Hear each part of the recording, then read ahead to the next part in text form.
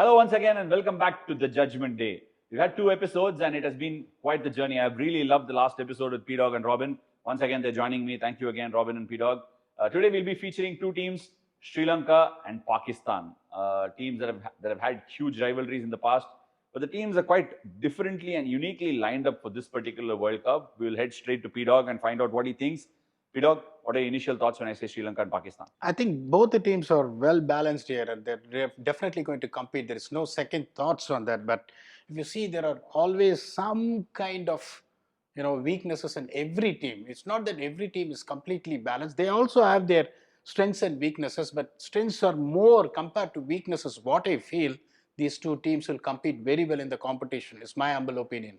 Right. Robin, initial thoughts? Well, Sri Lanka, I think, look like a pretty decent side. As in, if I had to compare Sri Lanka to Pakistan, I would say they seem a little bit on par with each other. To be very honest, I think Sri Lanka is heavily dependent on someone like Kusal Mendis at the top of the order, and they'll depend a lot on Asalanka as well. Will Pathum Nissanka come off this time in this World Cup? We don't know, but does he have the potential? He certainly does have the potential. I think his potential is close to, from my perception is, I think he's someone who can be as good as Aravinda De Silva for them.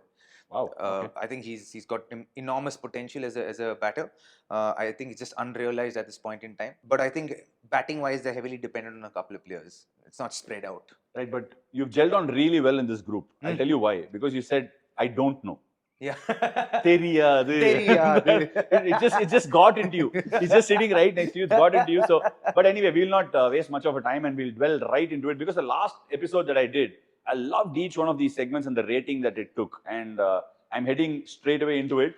We will go into the first round, which is the intent machines. Robs, on intent machine, I'll start with you. You said Sri Lanka is heavily dependent on Kusal Mendis. I'll allow you to start that for Sri Lanka. Yeah, intent machine.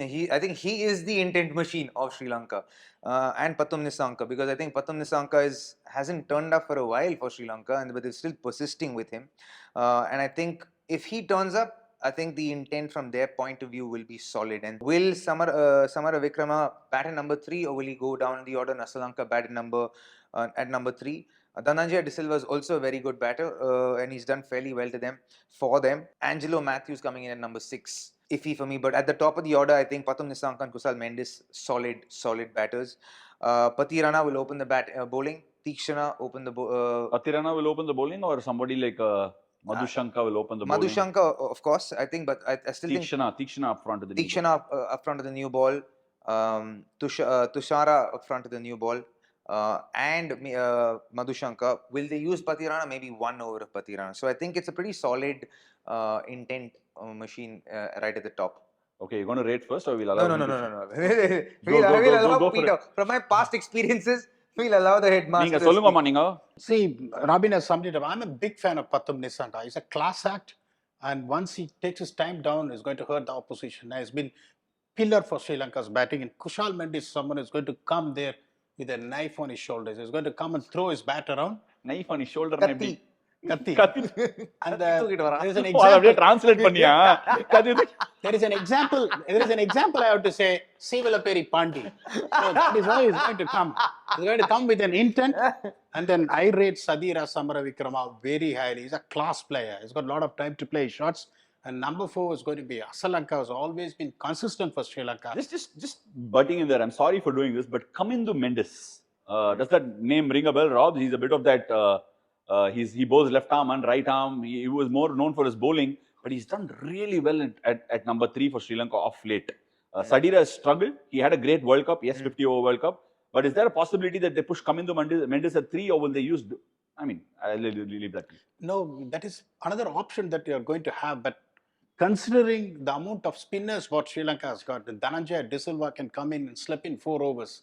I still feel Samara Vikrama is someone who was really placed, his position in the team. He batted brilliantly in the World Cup as well, scoring a couple of hundreds. So I feel that this is going to be the top 4. And this top 4, I'm telling you. Who's number 4? Asalanka at number 4. Yes. Asalanka at 4. If you see this top 4 where 2 guys can really play according to the situation, take us to safety through the power play. There is Samara Vikrama and Nissanka, and Mendis is going to be explosive.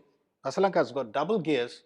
This is very good. And when you see, I spoke about only one thing, the fast bowlers were to hit the fuller lengths. with pace. Madhushanka is 140 plus as a left armer. And then you've got Nuwan Tushara, Tushara. who's I love going to be a Nuwan Yorker Tushara. specialist.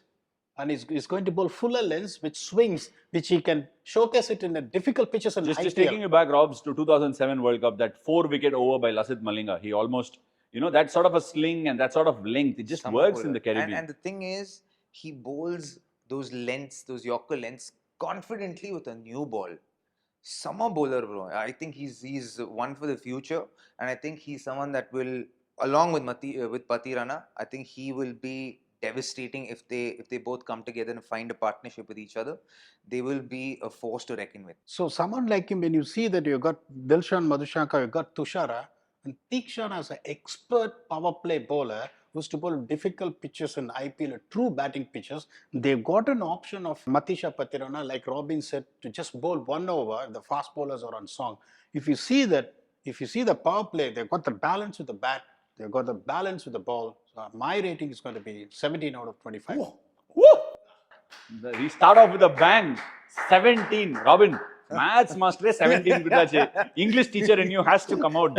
17 for Sri Lanka for Intent Machines by P-Dog. Oh, love it. But I mean, genuinely saying that's a devastating bowling attack. It I is. mean, all said and done, we know in cricket that things need to fire on the day and they need to get off with a bang. But that is a serious bowling attack with some variety. Madhushanka is a left armer variety. He can swing the ball, got cutters. Nice, yeah. Tushara like you said, he bowls full slinging action. Yeah. Then Patirana is slingo. Yeah, ma. Then you got Tikshana and Tikshana Hasaranga. and Oh my Hasaranga. God, man, that's some I think attack. a solid bowling lineup actually. Your rating for them, Intent with the bat and the ball? I would give 19. Robin's gone for a 19 here. Right, okay, I am under pressure. Sri Lanka, in my view, right, they sit on a group where they could be challenged. The problem with all these top teams being, with a little bit of these associate nations is they can get a little rusty. They can get a little tentative, Once they get into the Super 8s, they can be a completely different side. My biggest challenge for Sri Lanka would be how do they get past it? But that bowling attack is going to seal the deal for them. Yeah. I am actually giving them a 21. Oh, lovely. I am giving them a 21 just for the balance they strike with the bat and In the ball. group la irukare, hero? Sri Lanka finds themselves in the group of South Africa, Bangladesh, Nepal, and Netherlands. How Bangladesh plays will dictate the play, but I think Sri Lanka has got a solid bowling attack, Machi. I mean, it's just an unbelievable side. And I come from this belief that batters win your matches, bowlers win your tournaments. That's a serious bowling attack, and Sri Lanka So, have put it's a together a proper really bowling bowling attack. It will depend, like you said. If Kusal Mendes has a great tournament, I see Sri Lanka going very far in this tournament. Yeah. Right. Now we're talking about their brothers, Pakistan, our neighbors, a team which has always done well in the World Cups. They've had great T20 World Cups. Mind you, they were in the final a couple of World Cups ago with Australia. They almost sealed that World Cup. I thought they were a good side. Where do you rank them, P-Dog? You start off. Intent Machines. If you see the top 4, it's going to be Saim Ayub's class, but it's not really arrived at the international stage. But I rate him very highly. Don't forget that he scored 530 runs for Guyana in CPL in his first outing. So that is going to be something which is going to give you confidence when you land on a soil where you created a big dent. Then followed by Rizwan, who is class. What you need here, I'm repeating it, is 6 overs. If you get to 43 for 1, you are going to get to 185. And if you have a potent bowling attack, you're going to defend that. Followed by Babar Azam. I don't think I need to elaborate how good a batsman is this. You better elaborate on him. There is a lot of Pakistani fans tuning in to watch what you say about Babar Azam. But you think Babar will bat at 3? Yeah. Rizwan will open and I think Babar Rizwan and Saim Ayub will open. But the one dark horse here, right? I do not know how this is going to go. Saim Ayub is a fantastic talent. But there's someone sitting outside who might not start the World Cup, which is Usman Khan. He lived in UAE. People didn't know if he's going to migrate. He had an incredible PSL. It just couldn't bowl to him. And he has a 360-degree wheelhouse.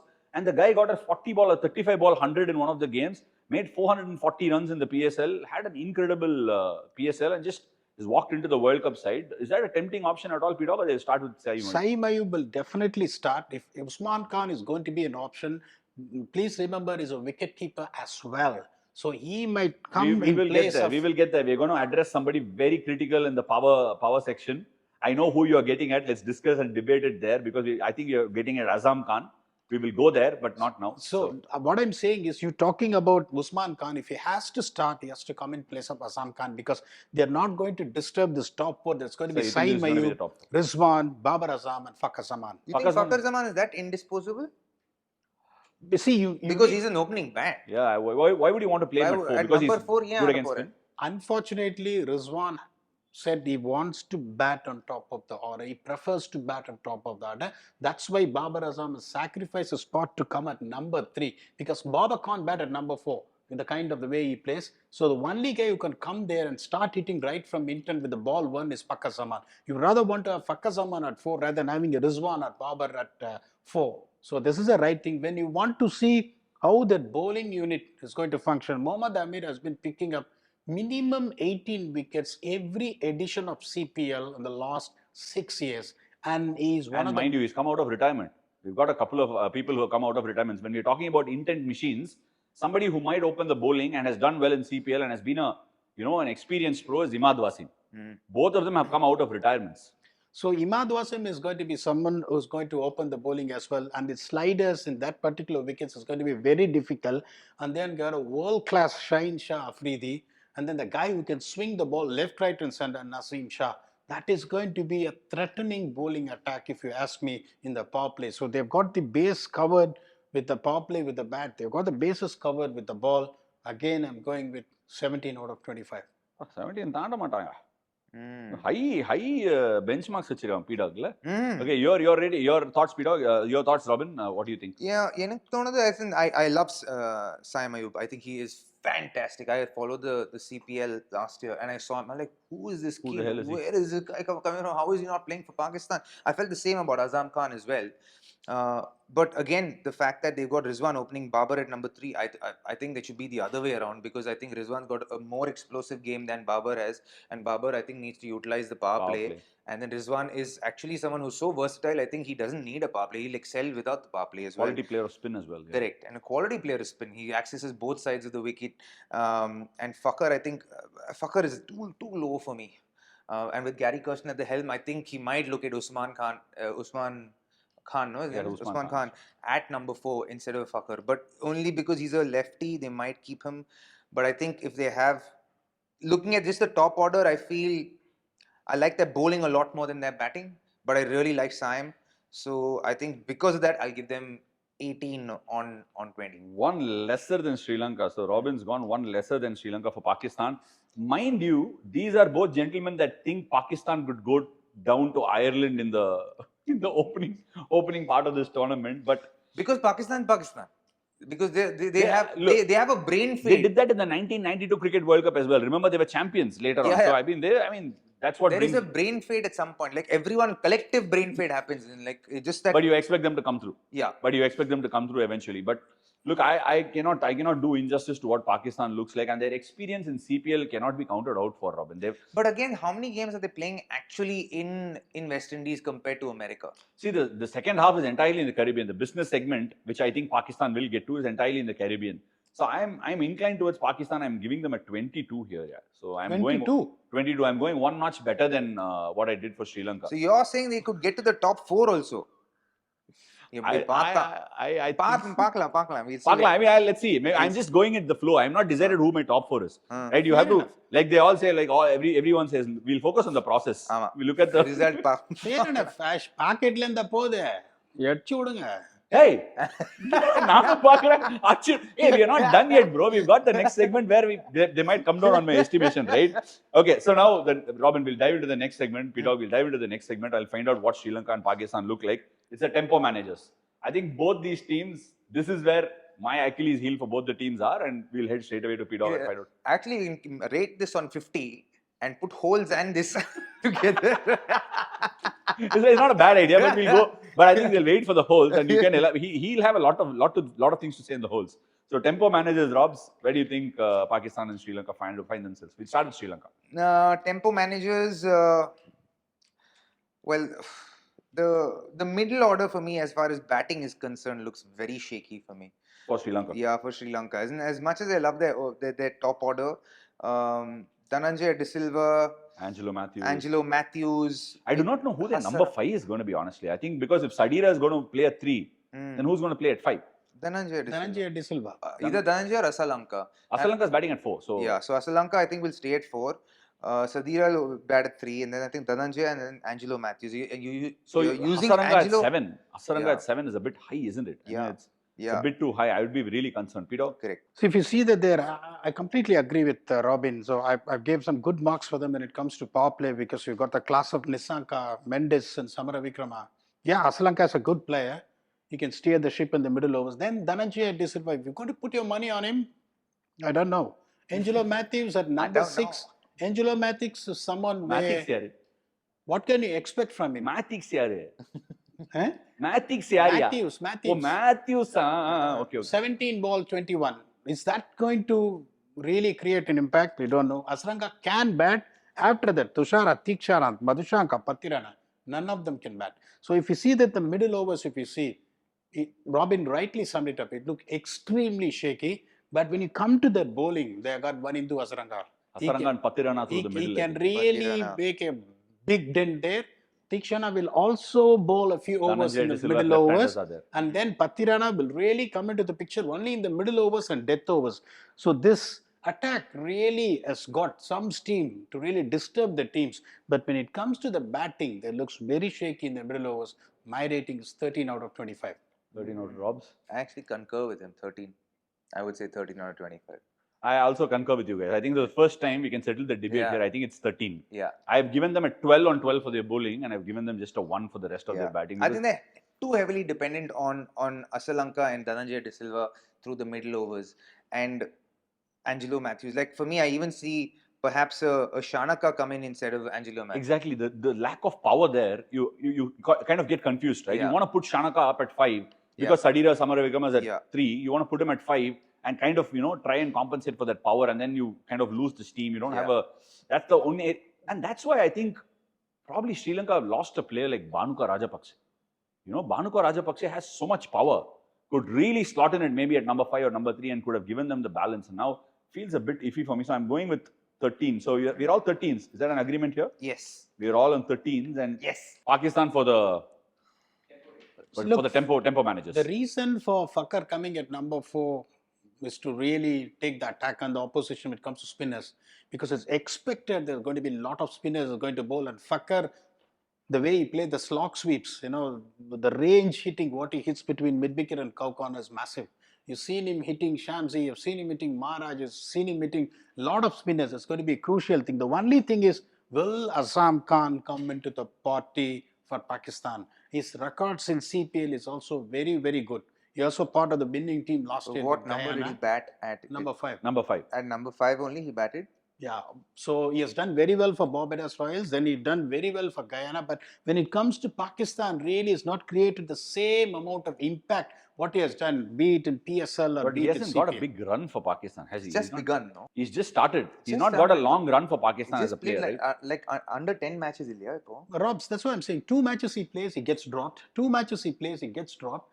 But if you see that he made his debut 3-4 years back, it's not been given a continuous rope. at Now all. you can hope that with someone like Gary Kirsten at the helm, there'll be a So- little bit more security, a little bit more He's run. one of the most sensational hitter I've ever seen. There is no denying the fact at all. He can really create a dent, and then comes Chacha. Iftikhar Ahmed is extremely consistent. I can say that.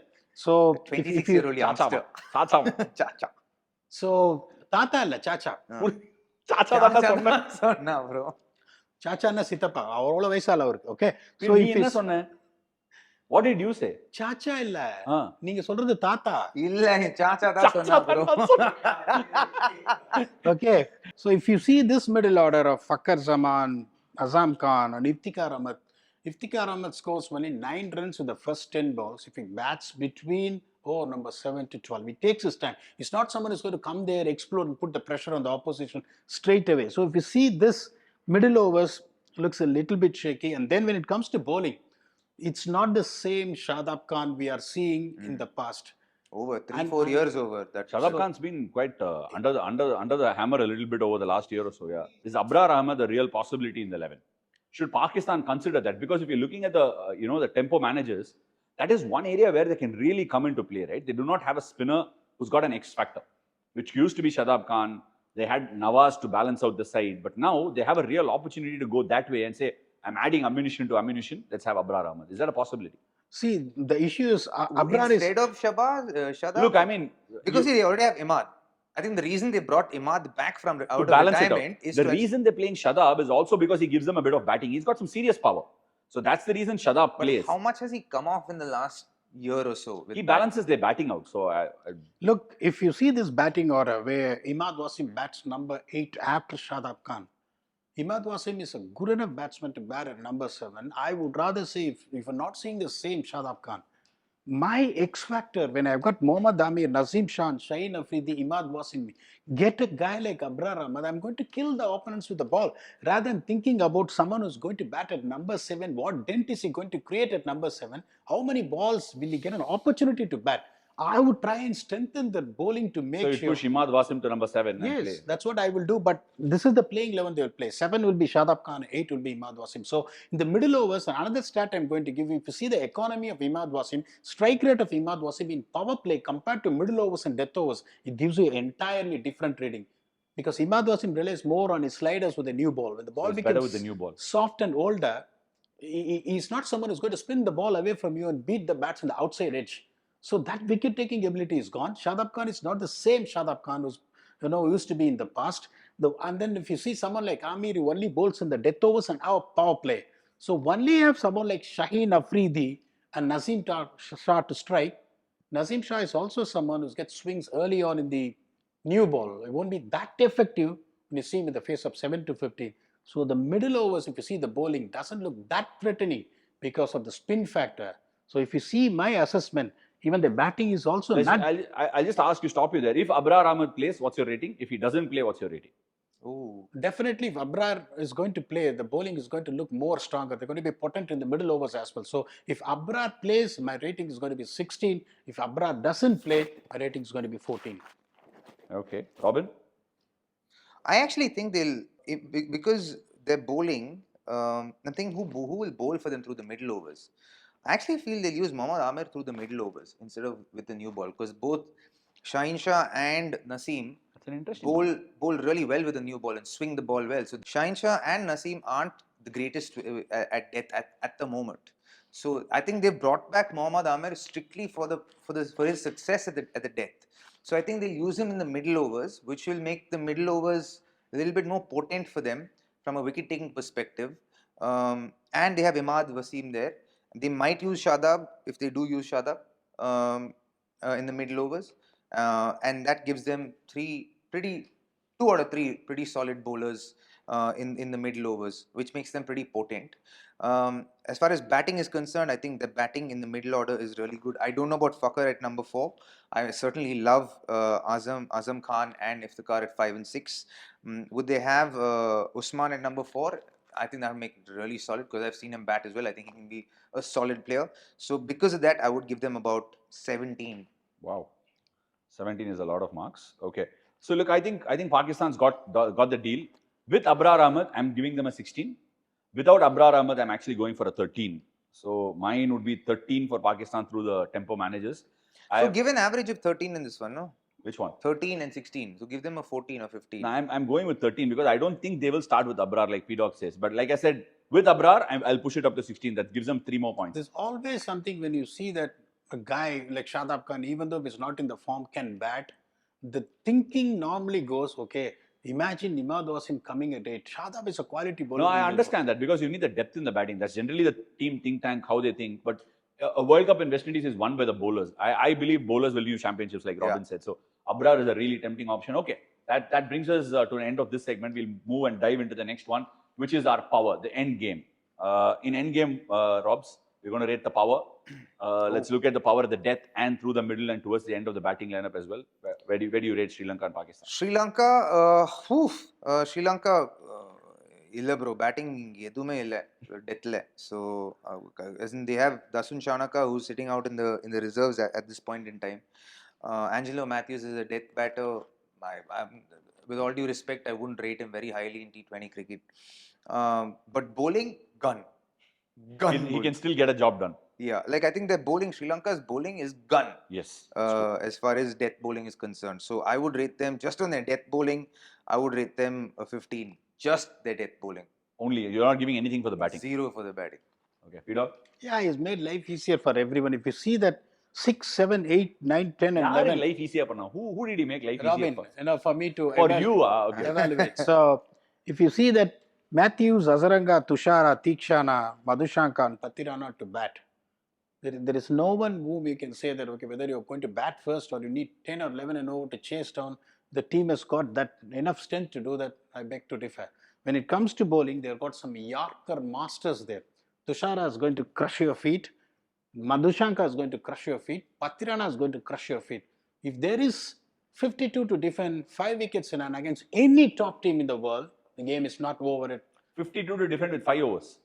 any top team in the world with these 3 bowlers in, you still have a chance that the game is not over. Be it against Australia, be it against England, still there is a chance. That's how much I read this bowling, because the batting really can't make a move on in this stage. I'm still sticking on 14 out of 25. Oh, that's pretty close, Robbie. 14 and 15. It's I think you guys are understanding one another now in the tempo. You know what he is going to look like, and you're going for it. You're playing it safe, but you're getting closer to him. No, I don't think I'm playing it safe. I think I'm playing it kind. I'm being a little kind, but that's just my nature. So for me, I feel like I like to give the benefit of the doubt to whoever is concerned. And here, unfortunately, just the batting, I have to be brutally honest with Sri Lanka's death batting. There isn't much. That's the biggest hole. But I'm going with P-Dog here. I'm giving him a 14. So I don't think 14 and 15 are very Too far. Yeah. So I'll go with 14 because of the pure bowling quality they have. Yeah. And I think that is going to sail them through to the World Cup. If the batting can put runs, Yeah. the bowlers can defend, or the bowlers can, manage. Yeah. I think it'll be a really good tournament for Sri Lanka. So what about Pakistan?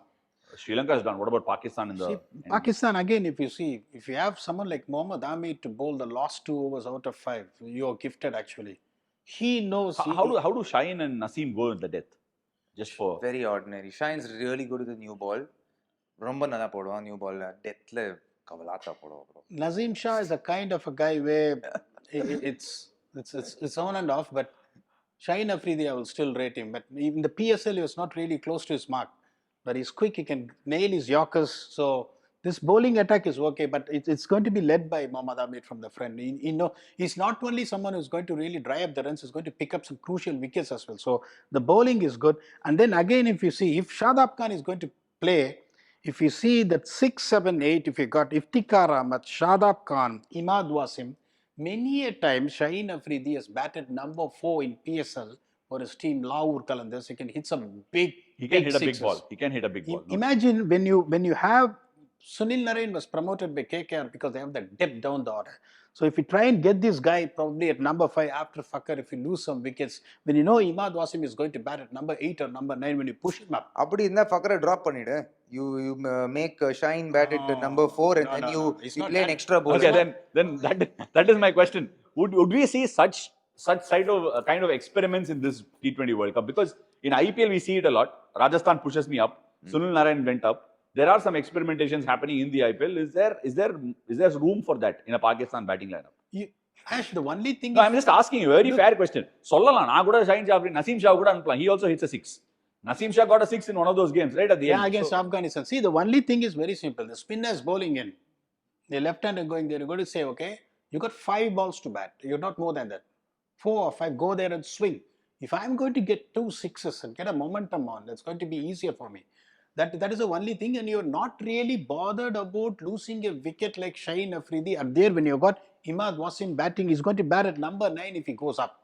So that is always a chance I can take based on the situation. So if you see this batting lineup, they bat long, the bowling lineup, and they got 2 left-armers. When you got 2 left-arm seamers in the death, so I really rate this finishing stuff of Pakistan. I'll get 17 out of 25. Whoa, Robbie. I death batting, death bowling. This is just if they play to their potential, I would easily give them 19. Okay, that's quite interesting because that is one area I really thought someone like they missed someone like a Shan Masood in my opinion.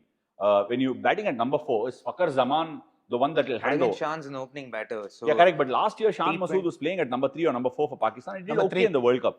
So somebody like him, 50-over World Cup. No, the T20 World Cup in Australia. So I thought that was quite an interesting one. He's very smart. He's one of those intelligent guys. Very intelligent. He can hand it over to the power. So for me, the bowling is okay. The bowling is really good. Not on par with Sri Lanka in my view because Sri Lanka has got that X factor of slingers.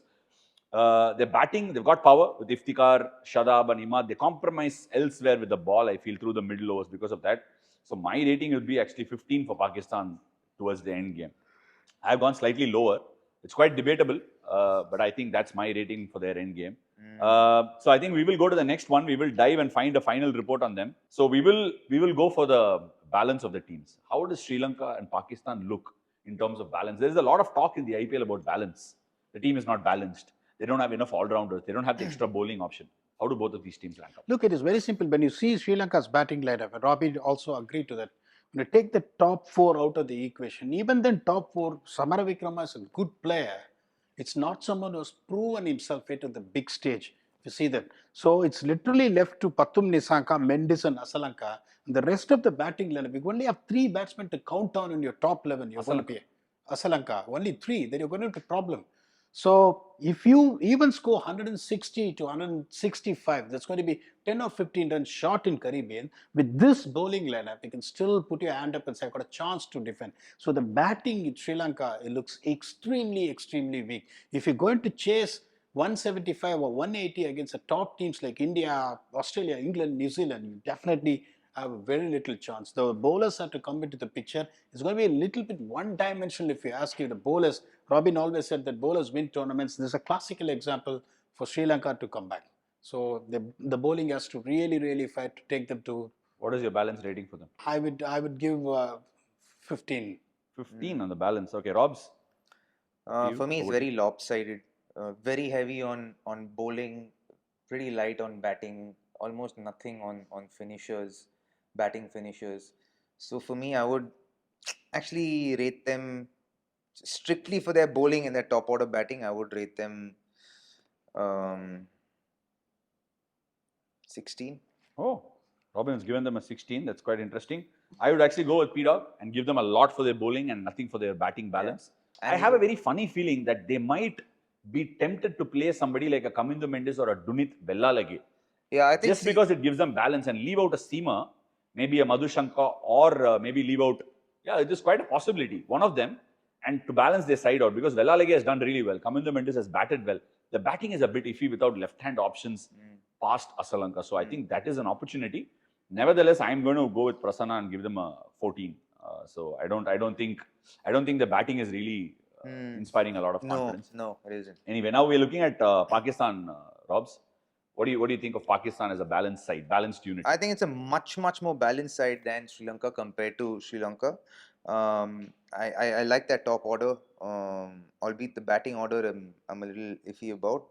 I don't know how Fakhar fits in there for me personally. I'd rather have a Usman there at number 4. And he's a youngster. Give him a chance. Let him get into the squad and let him do something special. You need that influx of that youth in energy in a T20 side, right?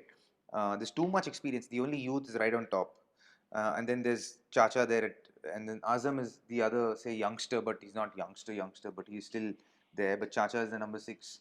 Then there's Shadab again. Then it's just the usual suspects, right? But balance-wise, I think it's really well balanced. I would give them a 17 on balance. Oh, 17 on balance for Pakistan from Robin. Okay, P-Dog, your go on Pakistan, your favorite side, right? Yeah, Let's face it, you love Pakistan, don't Yeah, I you? love Pakistan. There's no second thoughts about that. And if you see that a team which hasn't chased 160 in more occasions in the top 10 teams in the world, that is Pakistan. That is a stat I can give you in T20 So they've not chased 160 on so many occasions. Too many occasions. So even though they were number 1 in the world, even those days, if you put 160 on the board, even though they've got, when I'm saying that Imad Wasim is going to bat at number 8, you should see the depth in spite of that.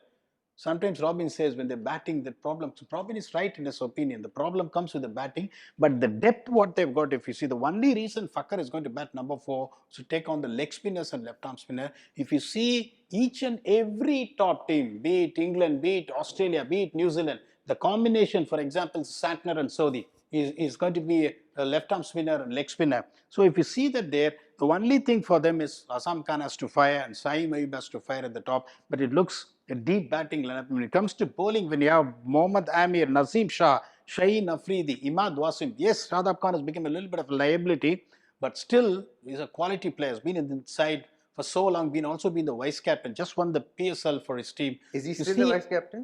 Yeah, not now, not in now. this. He was. He was. So if you see all this into consideration and the experiences many of the players have playing in CPL, I would rather lean towards 17 out of 25.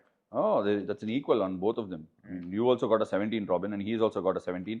Okay, so where do I go in the balance report? I actually favor Pakistan. I'm going with an 18 because I think Pakistan, just for the reasons that you said, they've got that extra bowling option through, and they've also got somebody like a Azam Khan. I know it's not a proven factor in international cricket, but his experience in the CPL. Let's face it, one aspect in the Caribbean that the audience might not be entirely aware of is the wind factor. Right? Yeah. When we are talking about Fakhar Zaman and Azam Khan, the left-handed and right-hand combination to take on spin with the wind just gives them that license. And Iftikhar is a very good, fine player of spin as well. Yeah. I think spin will come into play. We're playing in Antigua, they're playing in Trinidad, they're playing in Barbados. All these grounds have huge wind factor blowing from one side to the other. And it is a day game. You will have to hit those right sixes against spin. So keeping all that in mind, I would give Pakistan an 18.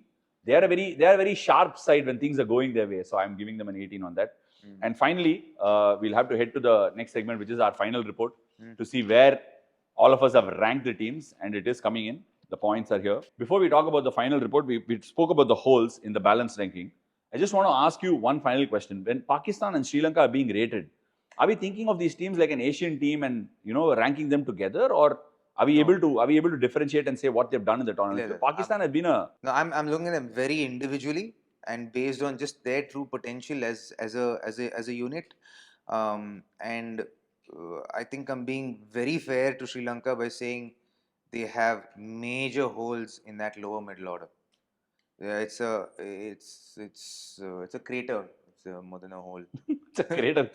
Okay, so the final reports, Rob, it reads, your scores I'll give you. You've given Sri Lanka 62 and 71. P-Dog has given 59 to Sri Lanka and 65 to Pakistan. I've given 63 to Sri Lanka and 68 to Pakistan. Do you think it's a fair assessment, P-Dog? 71 for Pakistan from Robin. Yeah. So do you think we've got the rankings right here? Or? Yeah, for me, I feel like Afghanistan on one side that can, because of the unit that they have, the bowling unit especially that they have, and the number of all-rounders that they have. Yes, they all have to turn up. One or two of those all-rounders have to turn up outside of those batters. But if they do turn up with their potential, they can be as good a side as Pakistan. Right, P-Dog, your takeaways on Pakistan and Sri Lanka? See, to be honest with you, the only thing, the why my rating is 59 for Sri Lanka. 59 for Sri Lanka is something like, okay, fine. They are going to get into Super 8s. From there, they're going to struggle because they're going to play the top teams with the batting lineup, what they have. There's going to be a problem there. Whether the bowling can take all the load and pressure from the batting, you never know. It's going to be seen only what's going to happen. Pakistan's problem is going to be it power play, be it death overs. They've got the goods with both bat and ball. Their problem is how are they going to manage? Robin gave a wonderful idea of getting Mohammad Amir at the middle overs, to try and strike. But Mohammad Amir is someone who always wants to bowl 2 overs in the power play and 2 in the death. Are they going to do that? If they're going to try and get Imad Wasim at the middle overs, is going to be a problem. Again, their batting in the middle overs has always been a problem. Can they solve their middle overs problem? That's the reason my rating stands at 65. If they solve the middle overs problem with both bat and ball, they'll go a little further. This tournament. Since it's the preview and I have to put the guests on the show on the spot, I'm going to ask them, where does Sri Lanka finish, Robin? Where does Pakistan finish? In your view, you expect an upset for Pakistan? It would be so unfair to predict where Pakistan would finish because they are such an unpredictable side. Irrespective of how much talent they have and how much potential they have these brain fades. They finished in the final last World Cup. Yeah. And they have a balanced side. You've given them a 71. Yeah. So keeping all that in mind. Super 8s. Super 8s. You don't see them as a semi-final side. Definitely Super 8s. After that, I can't tell because in the Super 8 they will be playing high quality sides. It's not like they will be playing before the Super 8s in the league stage. If they do get to the Super 8s, Pakistan will be clubbed alongside England, West Indies and South Africa. So that's if West Indies also gets through. That's a potential possibility. So you see them as a Super 8s team. What about Sri Lanka then? Sri Lanka is, again, it's a little, because of that big hole in the middle there, if their bowling can rescue them, Super 8s. Super 8s. Bowling can rescue them. Still Super 8s.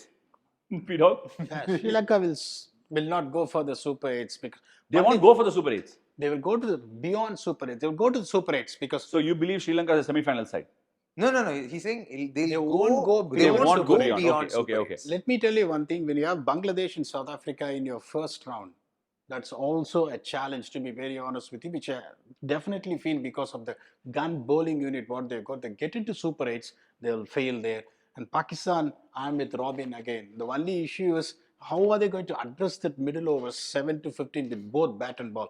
Do they have solutions? Are they going to take a bold call of bringing Abrar Ahmed in at least to make sure that one hole can be plugged in? I don't know. So they will also get eliminated in Super 8s. Deriyada eliminated. Confidently, they will get Confidently eliminated. Oh wow, he's putting his neck out. Eliminate, eliminated in Super 8s. eliminated in In Super Super 8s. 8s. Yeah. That I got. That figured out. But you know what? This panel is getting really tight because the first one in Afghanistan and Bangladesh, the parity was 43 and 69. Okay, in terms of scores. Yeah. Now everybody is hovering in the 50s and 60s. Yeah. We've not shot through the roof. And that's a wrap on this episode. We'll find out in the next one as to who gets to the semifinals.